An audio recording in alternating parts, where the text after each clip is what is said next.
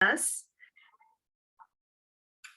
Just as a reminder, we are going to be recording this session so that you can view it later.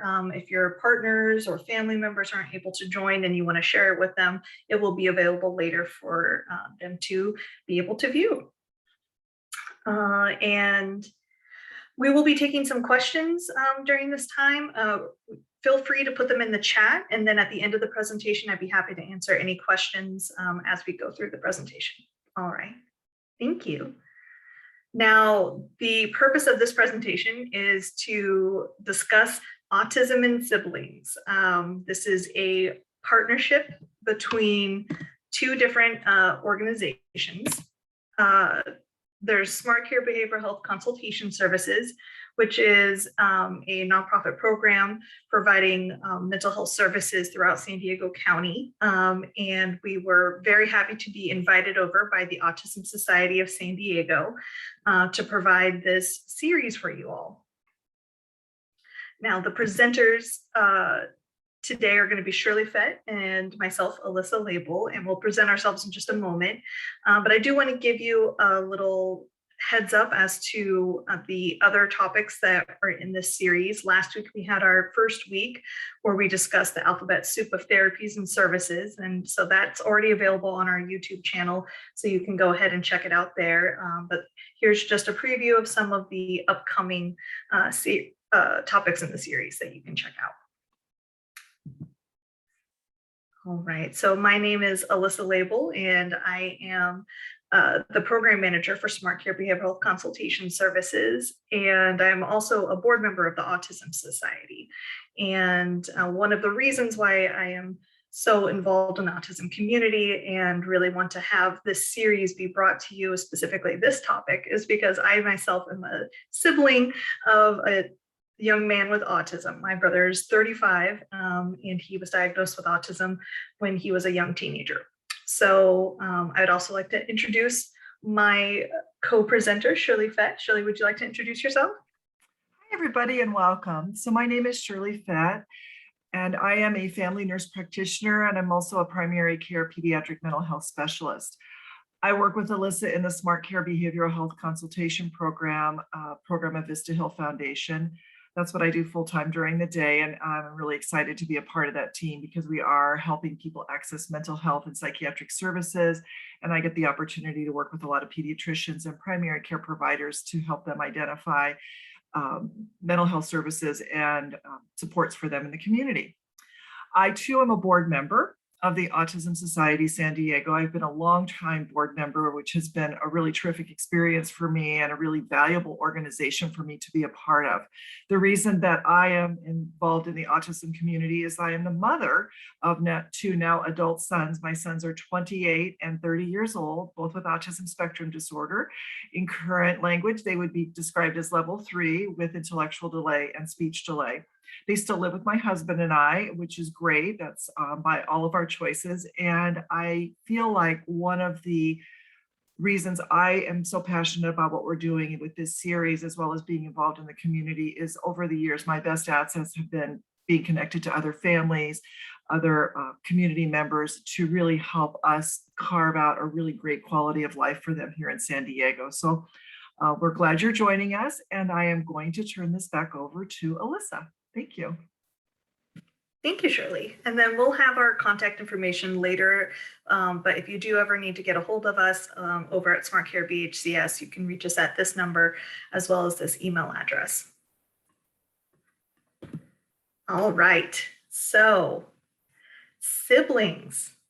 I'd like to start off with this quote. It says, "The siblings of special needs children are quite special. They're absolutely accepting and totally loving from birth, someone who is different mentally and has a different way of seeing the world. It's a wonderful trait. It's a trait I wish there was another way of getting, but there isn't. And it does involve a degree of not having it fantastically easy."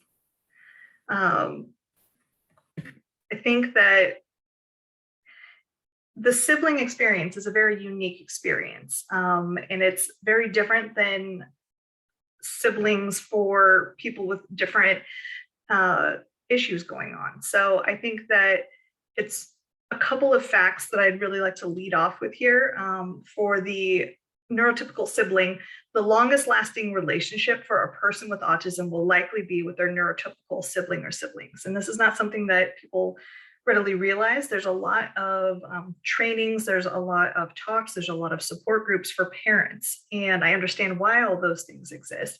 But when you think about it, typically the longest relationship a person with autism will have, if they have a sibling, will be with their sibling. A typical child is often experiencing the exact same emotional roller coaster and challenges that the parents are experiencing, only it's at a time before they've developed the appropriate coping strategies. So a lot of people don't realize that your sibling is also experiencing your child that has, if they're having challenges, that the sibling's also experiencing these things, but with a lens that's perhaps not as mature, perhaps not as well developed, or even as understanding. So siblings have been a little bit forgotten, not completely, but a little bit. And that's really reflected when you look at research on neurotypical siblings and their relationships with their siblings who have autism. It's very limited. There's not very many studies out there. And unfortunately, the studies that are out there kind of contradict each other. So you kind of wonder how reliable they are. But what some sort of key findings I've been able to pull from them is that it often leads to pretty positive attributes in the neurotypical sibling. It includes a level of maturity and responsibility. There's also an increase in self-esteem and positive self-concept. Siblings tend to think that they're pretty awesome people. And in comparison to just their peers out there. They find that siblings are often less likely to quarrel at school and with other kids. They're less likely to be competitive and tend to be a little bit more understanding and are known to be very good team players. They also tend to have a greater admiration for a person with autism spectrum disorder, and they often will say that they have a satisfactory relationship with their sibling. I wish I had put the numbers in here, but it was in the high 90s of people who had siblings who had said that they had a positive relationship with their sibling. And they compared that to neurotypical siblings, whereas positive relationships were down, I believe, in the 60s. So it's a significant change. Being a sibling of a young person with autism spectrum disorder can be more challenging than being a sibling with other disabilities. That is something that was found in the research study. The other disabilities that were looked at were things like Down syndrome or cerebral palsy. And they found that there are some increased challenges there. The challenges that they typically would run up against is there would be more aggression in their sibling who had autism, as well as some school challenges that they faced.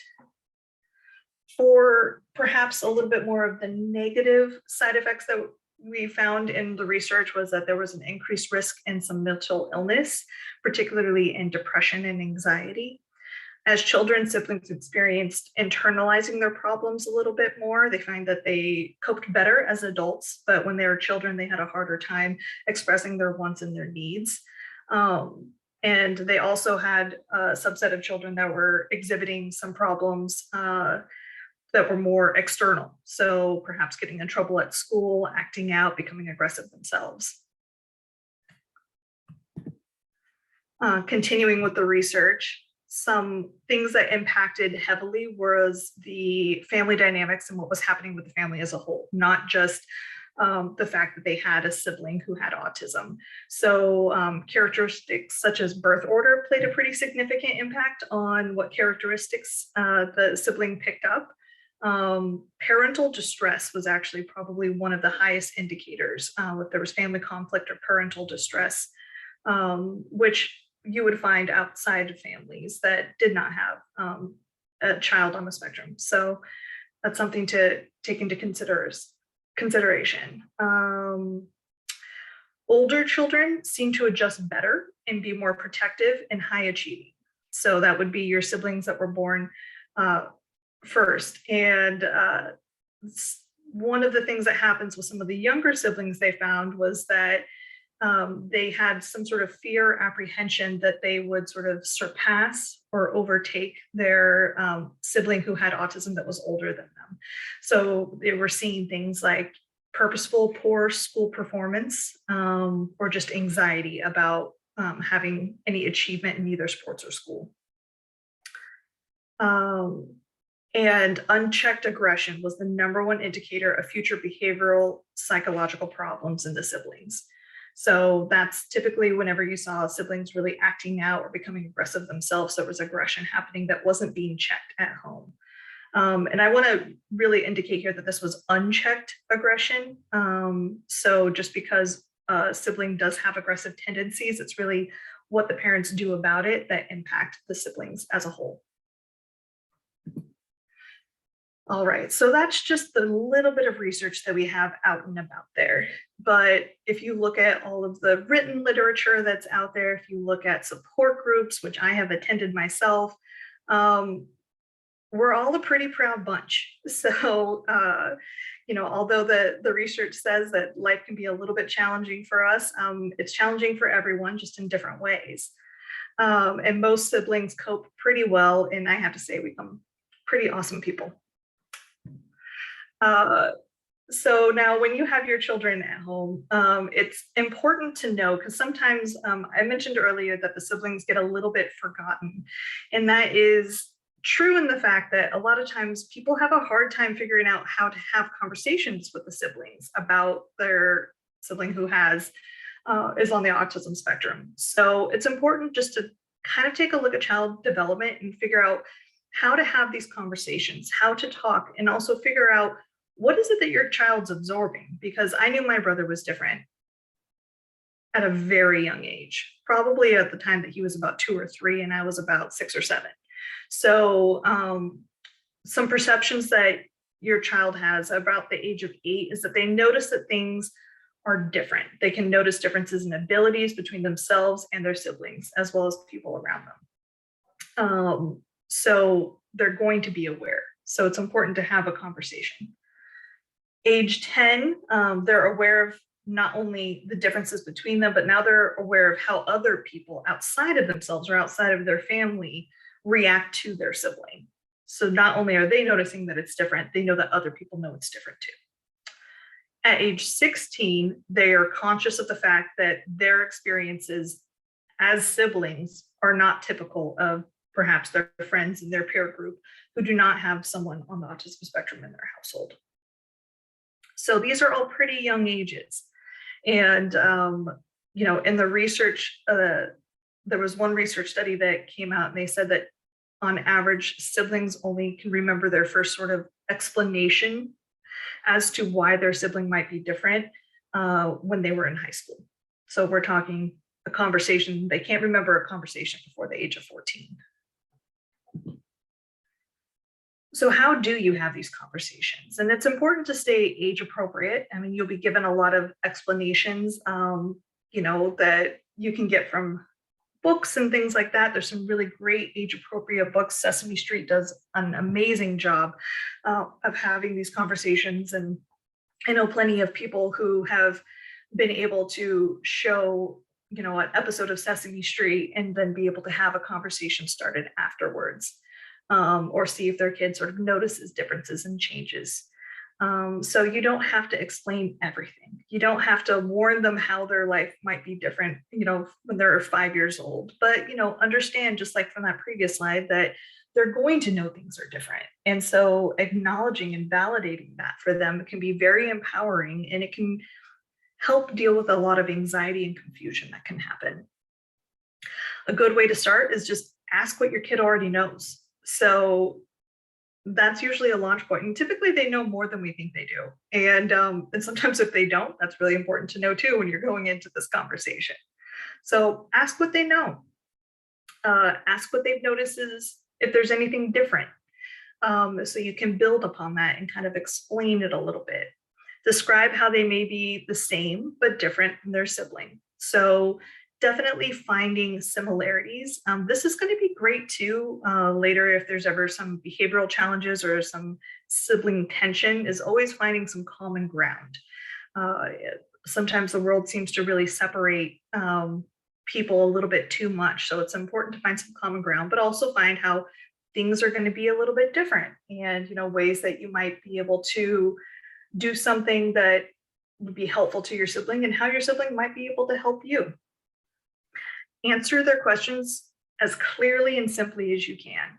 I do recommend, if you have a friend or a partner or somebody, having test runs of this conversation. It doesn't need to be a real stressful conversation, and it doesn't need to be like one huge conversation that happens all at once. These can be just comments that you give throughout the day to let your child know that you acknowledge that their experience is different, or that they might be noticing some things. Ask about their feelings.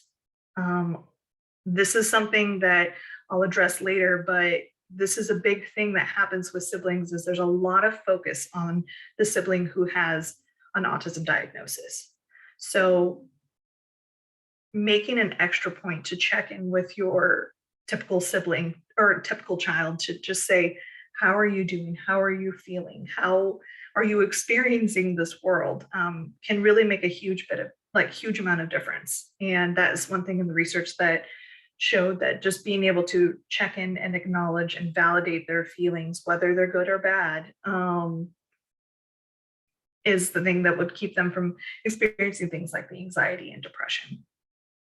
And also give your children some words. Sometimes they have a feeling and a knowing, but they don't know how to put that into words. And that can be really hard when it comes time for them to explain things to their own peer groups. Because I said, by age of 10, they know that their own friends are going to know that their sibling is different. So giving them language that is positive, and something that they can sort of have in their back pocket to be able to explain why their sibling might appear a bit different will go a really long way. Now, one thing you'll kind of notice with your children or siblings is that they kind of develop these superpowers. They're known to be really empathic people. I'm a sibling and I became a therapist. So, and a lot of my friends who are also siblings, they are in some sort of healthcare, school teaching, just very much helper fields. So this is wonderful. They can, at an early age, develop empathy and take a other person's point of view into consideration, which you usually don't see for a couple more years. For many siblings, diversity training becomes before breakfast, 365 days a year. It starts at a very, very young age. I thought that was hilarious. It was from Emily Hull. She's the director over at the Sibling Support Project.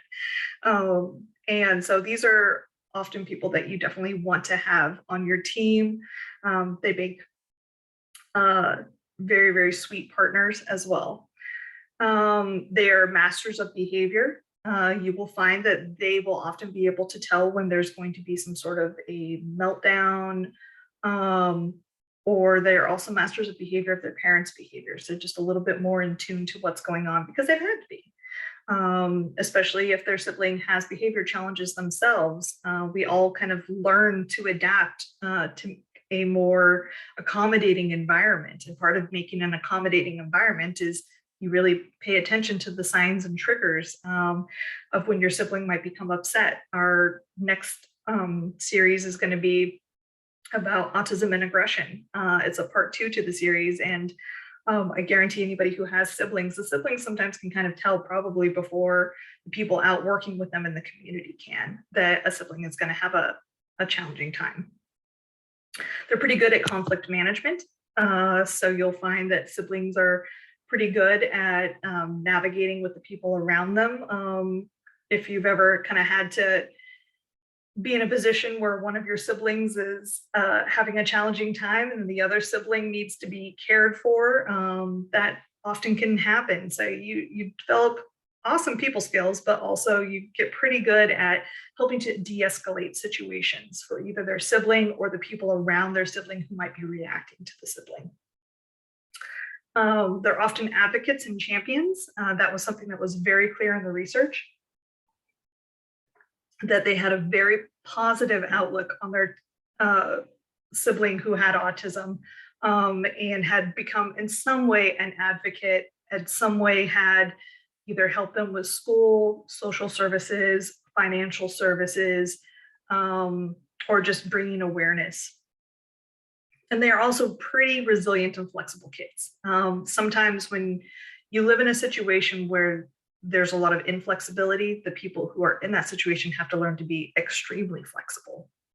So you'll find that a lot of siblings are pretty good at rolling with the punches. Now, while they might have these superpowers, there are some difficult emotions that can really pop up. You'll find, so sometimes there's some guilt and anger that might pop up for a sibling that might feel guilty or conflicted about either being embarrassed that something that their sibling does. They can also feel guilty that they are able to go out and do some things that maybe their sibling is not able to do, and recognizing that they're getting perhaps some other opportunities. And that doesn't feel good. They can also become a little resentful because oftentimes siblings will have extra responsibilities that they notice that their friends don't have, that their friends don't have to worry about certain things, or their friends are able to just go wherever they want to go and not have to worry about how their sibling will react to a certain situation, place, or a person. Sometimes they can develop some anxiety and depression. They can withdraw. And this is something that I definitely want to encourage parents to be aware of, because these are things that, feelings are natural and they occur, and especially in reaction to certain situations. But a lot of times where you're seeing this depression and anxiety is when siblings are not encouraged to develop their own social life outside of the family, when they're not encouraged to develop relationships beyond their sibling set, or when they're excluded from events with the family because the family is so focused on the child who has autism that the other sibling kind of gets pushed to the side because you don't have to worry about them. I hear that a lot. So you just want to make sure that there's as much of a village around your neurotypical child as you do your child who is has autism. Another thing that really pops up for a lot of siblings, especially our older ones, is we worry about our siblings' future. We worry about our future and how it is in connection with our sibling. It's hard enough sometimes to think about, what you're going to do after high school, that you also start to worry about what your sibling's going to do after high school. So being able to acknowledge that these things happen and that these might be worries that your child is having, and be able to talk through that most teenagers are aware that something will have to change after they or their sibling becomes an adult. And that can be scary, especially when there's so much focus on helping. The one word that gets subscribed to siblings a lot is that you're good helpers. This is something that every sibling I've ever talked to, they have been called a good helper at some point, or that is part of their identity, is to be a good helper. That's why they're such awesome people to be around. But at the same time, if you are so focused on being a helper, what happens when you're supposed to launch your life and you're not there to help anymore? So these are just considerations and things to think about, that they're pretty heavy feelings for a 14 and 13-year-old to be experiencing, but they do. Sometimes it can be really hard because they feel rejected by their sibling. And they're more, just as parents do, sometimes they're mourning the potential they had of having a typical sibling relationship. This is something that can be really hard, especially for our really young ones. A 5-year-old that gets pushed away by their sibling, or they want to play with their sibling and their sibling just doesn't have the skill set to be able to play the same games that they want to play. There's some mourning to that. There's some sense of loss to that. That's one of the reasons why I had mentioned before, to really focus on some similarities you might have between siblings, to really focus in on okay, we can't play this one game, but we can play this game. We can't do this, but we can do this, and we do this pretty well. So things like that can be really, really helpful. I do have a couple of quote bubbles on here, and just so you know, every time you see a quote bubble, this is actually coming from an actual sibling.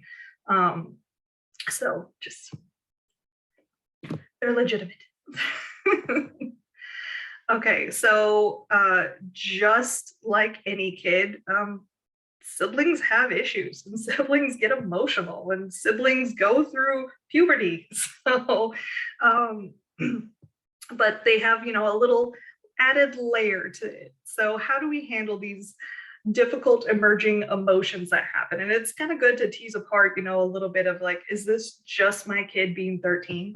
Or is this my kid being 13 with a lot of responsibility that perhaps their siblings don't have? And that's why they're reacting the way that they are. One thing you want to do is definitely balance praise with empathy. So you want to really acknowledge the extra support they're given, without adding responsibility. This is something that's really hard to do. And we think we're doing such a great job. And this is something that my parents did so great of telling me how much of a helper I am and how good I am at what I do, that I took it to the next level and actually felt responsible and that I had to be that helper. And if I wasn't being an extra helper, I wasn't doing a good job. So just kind of balancing out to make sure that you're acknowledging their great traits, you're acknowledging that they are helpful, but making sure that they know that they're not required to be a third parent. You want to avoid judging them. I think that for parents and sibling too, that, if it's really hard to hear anyone say something negative about your child or your family member who's on the spectrum. You're so used to being that advocate that you forget that sometimes it is challenging. And these siblings have a hard time, especially young ones, have a really hard time expressing themselves and, separating why they're feeling the way they're feeling. And so if you judge them for being frustrated with a sibling, you're kind of pushing a lot of guilt for them just feeling frustration. That's pretty normal. I mean, I have not, everybody has frustrations, but there's a judgment that comes with having frustrations when you're being frustrated at your sibling who's on the spectrum. So just sort of validating the kids' feelings as much as possible is really, really helpful. Telling them, like, it is really frustrating that little Stevie ripped up your paper, but we'll try to get you new paper, but I know that you really like that paper. And just acknowledging it can go such a long way. Share your own feelings. Goodness knows we all get frustrated. So it can be helpful for your child to know that, yeah, I get frustrated too. I don't like it when Stevie rips up my papers. So it just sort of normalizes these experiences. It's sometimes what can happen is we put our children in a bubble. We're so focused on protecting them that we miss sort of the reality of, there's ups and downs, and that's okay. Find positive outlets for their emotions. So if you notice that a sibling is getting particularly testy, siblings, as much as I'm focusing on, the positive traits and things that they have, they can sometimes not be too nice to their sibling on the spectrum. They can get frustrated. They can take out their emotions on their sibling because their sibling easily accessible to them. So finding a positive way for them to express their emotions is really good. I know plenty of people that had luck by getting into sports, getting into team sports where they could build a little bit of a community for themselves outside of it. Plenty of people do well with art. So find some sort of activity where they can express themselves, they can develop a community, and you can avoid a lot of these emotional pitfalls. And that goes in definitely encouraging a support system outside of the family. So it can be really, really easy to hunker down with a family where your unit. The world is so challenging. If you're in your home or if you're with your family, it's not as challenging. So sometimes you stop, you'll find that you don't go out as much, you don't socialize with as much of the families that are out there, and your kids do that too. It's really easy to be like, it's just easier to stay home. It's just easier, or something might happen if I'm not home and I can't, calm little Stevie down. So make sure you're encouraging a social network for your kids that is outside of their sibling, and outside of the family too. So developing positive relationships with other families that you can trust, developing school support system, sports, things like that would be very, very helpful for the sibling. So I had mentioned Sesame Street before. They have put together quite a bit. They have their character Julia, for those of you who don't know, who is on the spectrum, and they do a really good job of having these conversations and teaching you how to have these conversations. They actually put together a free booklet that you can get online. I'll have the link to it down below. And what it will go over is, one, explaining my siblings a little different. And sometimes I have feelings about that. And you can go through and have sort of reminders of what to do when we have these big feelings. So these are all good tips. And sometimes I say, like, it's good for your kid to go through, but I think this is just good for you to have in your back pocket, so that when you notice your kid's having, you know, a meltdown, you can say, okay, let's try to take a breath, and have these reminders. So, there's things out there for you, and I'm happy to connect you with anything if you wanted to have more tips and tricks on how to have these conversations and how to support your children when they're having a rough time. Relationships outside of the home are key. Like I mentioned before, it's really easy to hunker down. And that's when we start to see the siblings have a really hard time. So siblings with autism have more difficulty establishing positive relationships outside, and that could be several reasons. One of them is that they just don't have as much access because everything's been so pulled into the home. The other thing that happens is they have a hard time relating to people outside of their family who is so open and accepting of their sibling that it can be really emotionally hurtful to go out into a community and have someone say something negative about their sibling, or be judgmental. So sometimes it'd be easy for them to just not. And that's something that you want to prepare them for those conversations, and for people to perhaps not be that are more ignorant to people on the spectrum.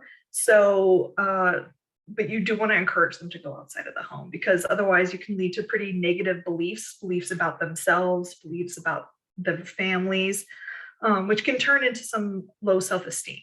And as you saw from the research beforehand, usually us siblings have some pretty good self-esteem because we think we're such good helpers. So you don't want that low self-esteem to set in. Siblings can find it hard to find friends who are understanding and compassionate when they're younger. And this gets easier as they go to larger schools. And also, people typically, little kids don't have as much exposure. So you might have a 5-year-old friend that looks around and says, "What's wrong with your brother?" Whereas you might have a 15-year-old friend that goes, "Something's clearly going on with your brother. What's happening?" So just be aware of and acknowledge that your child might be hypersensitive, and let them know that it's not okay, but sometimes people just don't have as much knowledge as they do. And you can give them some tools when it's appropriate to help educate the world, but also acknowledge that it's not their job to make everyone a good person, because sometimes siblings can go on a mission and think that it is. Another thing that does pop up for siblings when they become adults is it can be difficult for them to find a partner. And one is that typically when siblings become adult, they still have some added responsibilities that they didn't previously had, or they have some obligations they feel that they, self-imposed obligations to their family, where they become a little less flexible. And it can be hard to find a partner that's understanding, and it can be hard to find a partner that you're not overly sensitive to. So they do find that marriage rates aren't quite as high in siblings, not enough to be super significant, but it does happen. Finding a community of people who understand is really important. That's one of the reasons why autism support groups for parents are so great. Sibling support groups really, really are helpful.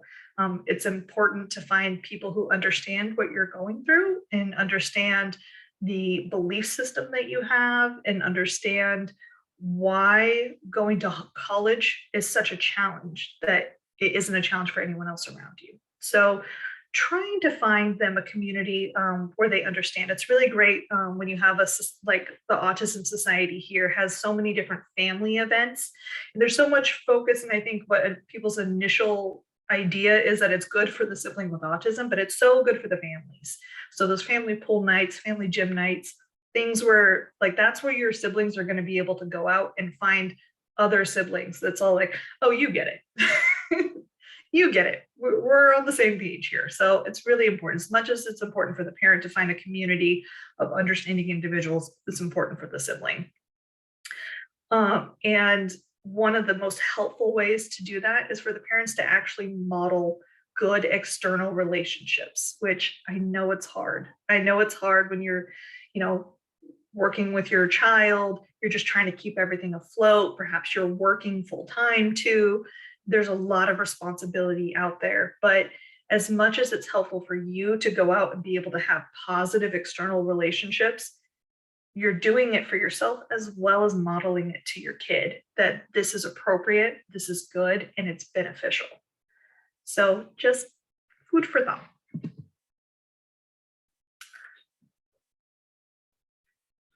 All right.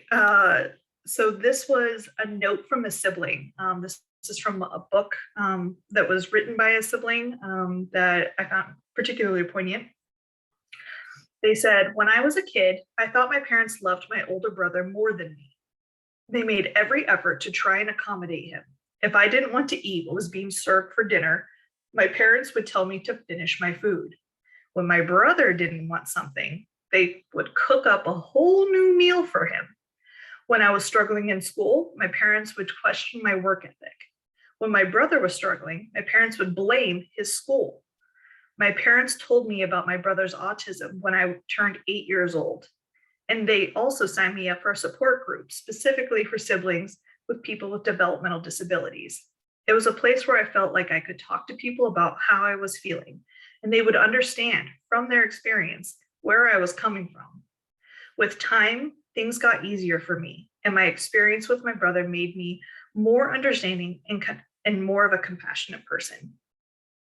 Siblings know that they're treated differently, and it's not something that any parent sets out to do. It's something that probably parents really try hard not to, but because the siblings are different, they are treated differently. So it's really important for everyone to really take that into consideration, really focus on there's some things that they're gonna be treated differently. It's not necessarily bad, it just is what it is, that, perhaps, a neurotypical sibling that doesn't want chicken tenders, it's a little easier for get you to eat the chicken tenders, but for your child who's on the spectrum, chicken tenders will just be a hard no-go and you want your kid to eat. So there's some things that are going to be different, but the more you can have these conversations with your kids, the more you can talk to them about why things are different and acknowledge and hold their feelings for them when they are different, the easier it'll be for you as well as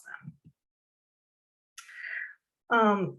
Siblings can often feel left out with both their families and their social activities. Sometimes they perceive that there's an unfairness with these changes, and it can lead to some sibling tension. In order to try to make them feel a little bit more included, set aside daily time that you can spend with each of your children so that, yes, your sibling or your child that is on the spectrum might get a little bit more of your time, but at least you've carved out some time. This could be reading a book, picking up a hobby or an activity with them.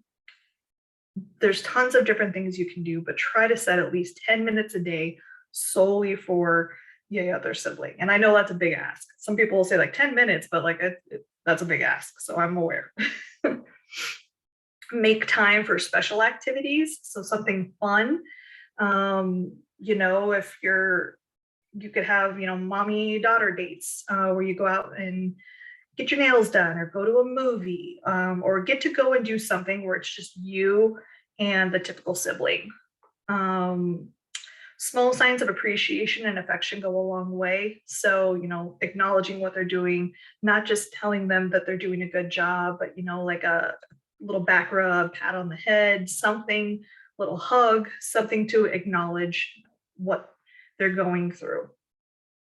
Acknowledging and validating their feelings, even if their feelings hurt your feelings. Regularly participate in fun activities with the whole family. So as much as it's important that they get individual time, it's also important to have the whole family work together as a cohesive group and to, foster opportunities for everyone to remember why they like each other. That's always good. And find balance between the individual and the family time.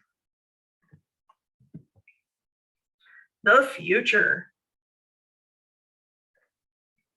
So I put out like, where's the research? Because there's nothing there. I've looked, it's just not there about, other than a brief mention that it can be harder for siblings to find future relationships. Many siblings experience guilt, anger, and relief when they launch from their parents' home. And this is something that is rarely ever acknowledged. So that's one of the purposes of me even having this conversation, is to really encourage everyone to talk to their kids about launching and what it means for them, what it means for their sibling who's on the spectrum, and what it means, and what their expectations are. Because a lot of times people will have immense guilt for ever launching and leaving the home when their sibling perhaps can't have those difficult conversations. Many siblings will find themselves torn between wanting to care for their brother or sister with autism when their parents become unable to. And wanting more independence in the future. So what is your life plan for your child who's on the spectrum? And make sure that it matches up with the siblings' plan. Because while many siblings would love to take on the responsibility of caring for their sibling after the parents have passed, it's not something that is for everyone. And sometimes if that's not what's on the sibling's agenda, that's not necessarily the person you really want to take care of your other child, if that's not something that it's working for them. So talk about it. Realize that the future plan you might have might not be the same plan that your child does. And also realize that your neurotypical child might be making their own plans as far as, oh, of course, my sibling will come and live with me and this will be great. And we're just going to live the rest of our lives together and it'll be fine. And they might be taking on a little bit more responsibility than you had intended. And it might not be something that their sibling wants. So having these conversations and bringing them into these conversations about, what's going to happen when everybody becomes an adult or when the family system no longer exists the way it is now. And another thing that pops up quite a bit in sibling groups, and I feel gets asked regularly, is that there's some concern that there's a genetic component to autism spectrum disorder. And so siblings it might impact how they want to create their future families. This is not something that it's common enough that I do want to mention it here, that does pop up. So how to have that conversation with your child and your family and make sure that they're not holding themselves back from living a full life because they feel guilty or responsible. So that was some of the more stressful things to think about and, consequences. But for the most part, it's a really good time to be a sibling of somebody who has autism. Many siblings of people with autism learn important life lessons and develop maturity, tolerance, loyalty, and empathy, as well as increased self-concept and social confidence. So like I said, they've got these super skills that make them really fun people to be around, really good people to work with and partner with. So take pride in teaching a lot of times will take pride into teaching their siblings and to celebrate their siblings' success. So a lot of times, as much as you're celebrating, an IEP milestone, so's the sibling. The sibling will understand and be able to be a partner with you in some of that, experiencing some of that joy. So feel free to celebrate with them. And I just put in more time to play. Let's make sure everybody just has more time to play, more time for the siblings to play with one another, more time for you to be able to play with your children and, celebrate those joys as they come in. And this is a sticker. That was a bumper sticker that would go around. I actually used to have this, but I don't anymore. I need to get another copy, but it says autism is a journey. I never planned for it, but I sure do love my tour guide. I said autism sister, but I am an autism brother. So there's definitely a lot of pride in the community and unity. So all the more reason why I encourage sibling support groups, family night support groups, because that advocacy can be extremely powerful. So here's some resources, here's some books. There's more out there. I've only put 4 up here, but I have several more about, how to talk to your children. Make sure that they have literature, make sure they have something out there that's going to help them understand how their life might be a little bit different than the friends that they're seeing at school. Leah's Voice is a very sweet book. There's also some books, those were for younger children. For older children, there's some really good, you start to get into more children expressing what their own experiences are or what their experience was like as a kid. So there's a couple of really good ones here that I recommend. And again, I have more, so you can just email me and I'd be happy to send you any more or some links for the books. There's a couple of free online toolkits. The Siblings Guide to Autism. This was put together by Autism Speaks. It's in their family support kit, and that can be really helpful. It has some tips and tricks on how kids can talk to their peer group, so I recommend it for that. The Sibling Experience, I love it, especially if you have littles, and even if your littles aren't that little. I mean, we all enjoyed Sesame Street at some point, right? So the family support packet can be really, really helpful. It's got some of those worksheets in it that has, how to manage your emotions and feelings. Autism, My Sibling and Me from Operation for Autism Research. That's actually where I pulled a lot of those little quote bubbles and whatnot. That's a really good thing for preteens and teens, just to kind of listen. It was created by siblings for siblings, so that can be really helpful and powerful. And then Life as an Autism Sibling, a guide for teens. It's put together for, it's from the same place, created by the same creators. And that one can be a little bit more to the point. It's more like a survival guide, which, I say that very tongue in cheek because it's not like you're surviving, but that's just sort of how it's written, which can be helpful. So in concluding, I am a sibling of someone who has special needs. I believe this is the best thing that ever happened to me because now I see the world through the eyes of possibility. Being the sibling of someone with special needs creates great opportunity as long as you can see it as opportunity. So really helping your children navigate and show how they're able to see this world with this wonderful new lens that a lot of people don't have and can't develop until they're much, much older. These are things that should be celebrated in themselves. They're wonderful traits for your child to have, and they should be acknowledged.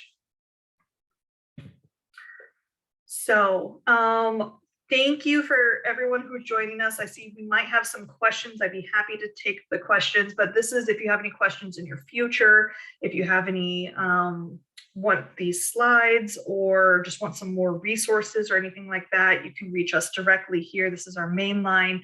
And then this is our email. It will go directly to myself as well as Shirley. So you can feel free to contact us. I'll put it back up in a minute, but I do want to kind of go over what our next series is. So we have next week, we're going to be going over autism, aggression, and safety. It's part 2.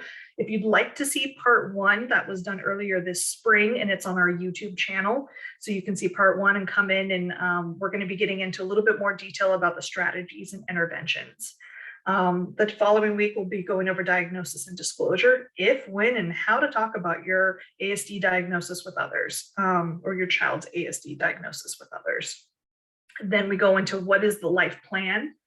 This kind of, for anyone that's here with a sibling, I highly recommend you guys come to that one, just because it'll help. The more you know what your life plan is for your child, the more you can bring that sibling in and have those conversations, those tough conversations about, how much involvement they're going to have in that. And then also, week 6 is San Diego's amazing. We have amazing resources here. So, and amazing places where they're autism friendly. So I highly recommend everyone come and join us. All right. So here's our number and our email again. And do we have